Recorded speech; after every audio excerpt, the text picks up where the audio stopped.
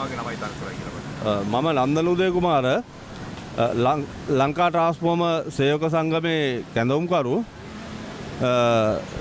ලංකා ට්‍රාන්ස්ෆෝර්ම සමාගම දිගින් දිගටම රජයේ විගණනයෙන් බැහැර වෙලා විගණනයට ඉඩ සලස්සන්න නැතුව කටයුතු කරනවා. දැන් පහුගිය කෝප් සභාවේදී මේ ප්‍රශ්නේ දිගින් දිගට මතුවුණා. මේගොල්ලෝ ඇත්තටම මේ ලංකා ට්‍රාන්ස්ෆෝර්ම පාලනාධිකාරියේ නිලධාරීන් කෝප් සභාවත් කෝප් කමිටුවත් නොමග යවුවයි කියලා තමයි අපිට හිතෙන්නේ. ඒ කියන්නේ මේගොල්ලෝ ව්‍යාජ තොරතුරු ඉදිරිපත් කළා. කෝප් කමිටුවේ නිලධාරීන්ගේ අවධානය ඒගොල්ලන්ගේ විමර්ශන කටයුතු නොමග යවන්න උත්සාහ දරනවා. දැන් ඇත්තටම අභ්‍යාචනාධිකරණයේ අද දිනේ මේ LTL ආයතනයේ රජයේ විගණනයට යටත් කරන්න කියලා සේවකයන් පවරපු නඩුවක් විභාග වෙනවා. අපි ඒ සම්බන්ධ වීමට තමයි දැන් ඇවිල්ලා තියෙන්නේ.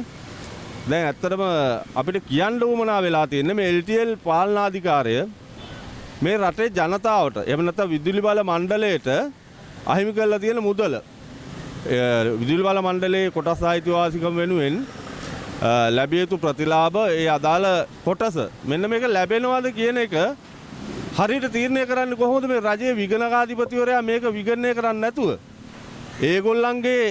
ඒගොල්ලන් විසින් පත් කරගත්ත පෞද්ගලික විගණන සමාගමක් කරා විගණන කටයුතු කළා ඒගොල්ලන්ගේ ගිණුම් පවත්වාගෙන යනවා. ඒ වුණාට මේක රාජ්‍ය භාරයේ 150ට වැඩි තියෙන ආයතනයක්. දැන් පෞද්ගලික කෝප් කමිටුවේදී මේක කෝප් කමිටු සභාපතිවරයා බොහොම පැහැදිලිව විග්‍රහ කරලා දුන්නා.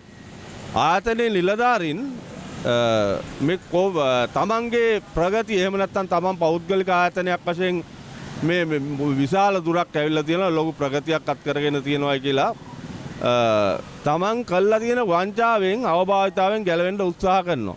දැන් අපි ඔයක ගැනත් යම් කිසි වචනයක් කතා කරන්න කැමතියි. ලංකා ට්‍රාන්ස්ෆෝර්ම සමාගම කියන්නේ විදුලි බල මණ්ඩලයේ උපසමාගමක්. ඇත්තටම විදුලි බල මණ්ඩලයට අවශ්‍ය ට්‍රාන්ස්ෆෝර්මර් ටික සපයන්න ලංකා ට්‍රාන්ස්ෆෝර්ම සමාගමට තිබේ ඒකාධිකාරයක්. ඒගොල්ලන් ට්‍රාන්ස්ෆෝර්මරේ හැදුවා නම් තරගයක් තිබුණේ නැහැ, මාකටිං කරන්න දෙයක් තිබුණේ නැහැ. විදුලි බල මණ්ඩලයේ ඒක මිලදී ගත්තා.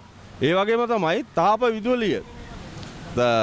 විදුලිය නිපදවීමේ කටයුතු වලින් දැන් ලංකා ට්‍රාන්ස්ෆෝර්ම සමාගමටත් උපසමාගම් වල තියෙන බලාගාර දැන් ලංකාවේ ජන්න පද්ධතියට විශාල මෙගාවොට් ප්‍රමාණයක් එකතු කරනවා. දැන් ඒක වෙලා තියෙන්නේ ඒගොල්ලන් මිල තීන්දුව කරනවා විදුලි බල මණ්ඩලයේ මිලට ගන්නවා අහිංසක විදුලි පාරිභෝගිකයන් මේ විදුලි බිල ගෙවනවා. දැන් ඔයගොල්ලෝ හැමෝම දන්නවා විදිහට මේ විදුලි බිල කියන එක බොහොම ඉහළ මට්ටමක මිනිසුන්ට දරා ගන්න බැරි මට්ටමකට උඩට ඇවිල්ලා තියෙනවා. දැන් ඇත්තටම රටේ ජනතාව දන්නේ විදුලි බිල මේ තරමට කොහොමද වැඩි වුනේ කියන එක ගැන. විදුලි බිල වැඩි වෙන්න අපි ජනතාවට කියනවා මෙන්න විදුලි බිලේ මේ අනීතික විදුලි බිලේ වැඩිවීමට වගකිය යුතු ප්‍රධාන ආයතනය තමයි මේ ලංකා ට්‍රාන්ස්ෆෝර්ම සමාගමේ තාප බලාගාර සමාගම් ටික. මේක ඇත්තටම මේ රටේ සාමාන්‍ය ජනතාවගේ මුදල් මංකොල්ල කරනවා. රාජ්‍යයට තිබ්බ විදුලි බල මණ්ඩලයට තිබ්බ කොටස් අයිතිය මංකොල්ල කරනවා වගේම මේ සේවකයන්ගේ කොටස් අයිතිය උදුරාගෙන කටයුතු කරනවා වගේම මේ රටේ ජනතාවගේ මුදල් විදුලි බිල හරහා අනීතිකව මංකොල්ල කරනවා. මෙන්න මේ සමාගම රජයේ විගණනයට යටත් කරන්න ඕනේ. මේකෙන් මේ සමාගමේ විදුලි බල මණ්ඩලයට එහෙම නැත්නම් රජයට මේ සේවකයන්ට ලැබිය යුතු මුදල එහෙම නැත්නම් කොටස් ප්‍රමාණය ඒවට හිමි ලාභාංශ මේවා නියමාකාරයෙන් ගණනය වෙන්න ඕනේ. රජයේ විගණකාධිපතිවරයාගේ විගණනයට මේ ආයතනය යටත් වෙන්න ඕනේ කියන තමයි අපේ මතය. දැන් අපි අද ගරු අභ්‍යාචනාධිකරණයේ මේ සම්බන්ධ අපි පවර්ලා තියෙන නඩුව විභාගයට ගන්නවා. ඇත්තටම ලංකාවේ අධිකරණ පද්ධතියේ විදුලිවරුන් පිළිබඳව අපේ සාමාන්‍ය ජනතාවගේ තියෙන විශ්වාසය බොහොම ඉහළයි. අපි බලාපොරොත්තු වෙන ගරු අධිකරණය මේ ප්‍රශ්නය ගැන නිවැරදි තීන්දුවක් සාධාරණ තීන්දුවක් ලබා දෙයි කියලා. මොකද මේක අපි ඉල්ලන්නේ රටේ නීතිය ක්‍රියාත්මක කරන ලෙස අධිකරණ නියෝගයක්. ඒක සාමාන්‍ය රටේ ජනතාව වශයෙන් හිටපු සේවකයෝ වශයෙන් අපේ යුතුයකමක් වගකීමක් අපි අධිකරණයෙන් බලාපොරොත්තු වෙනවා.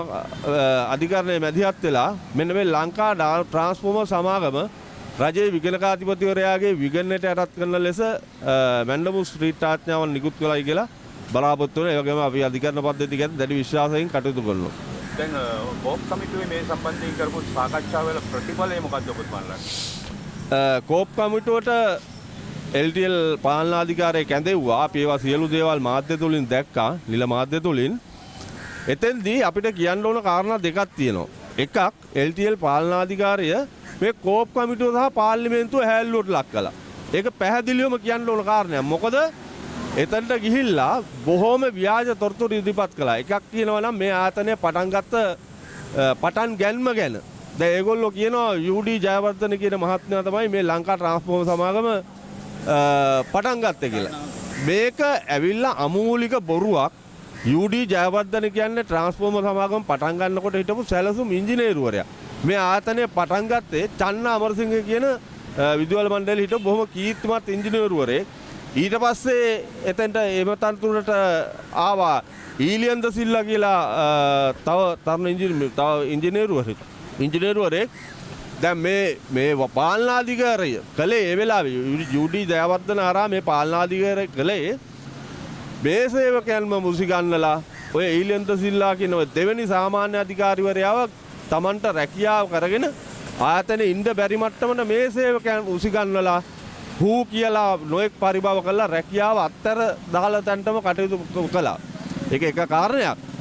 ඊට අමතරව දැන් මේගොල්ලන් කියනවා දිගින් දිගටම ඔය කොටස් බාර දෙක 2000 දී සහ 2008 දී ඔය කොටස් බාර දෙකේම අයිතිවාසිකම සේවකයන්ට ලබා දුන්නා කියලා. දැන් මෙතන ඉන්නවා මේ ආයතනයේ ගොඩනැගිලි හදන්න අත්තිවාරම් කපපු දැන ඉඳන් කටයුතු කරන සේවකයෝ තමයි මේ ඉන්නේ. අවුරුදු 35 30 40 සේවා කාලයන් තියෙන. ඉතින් අපි කැමති කවුද ඕගොල්ලන් කාටද කොටස් දීලා තියෙන මේ සේවකයන්ගෙන් අහන්න පුළුවන්.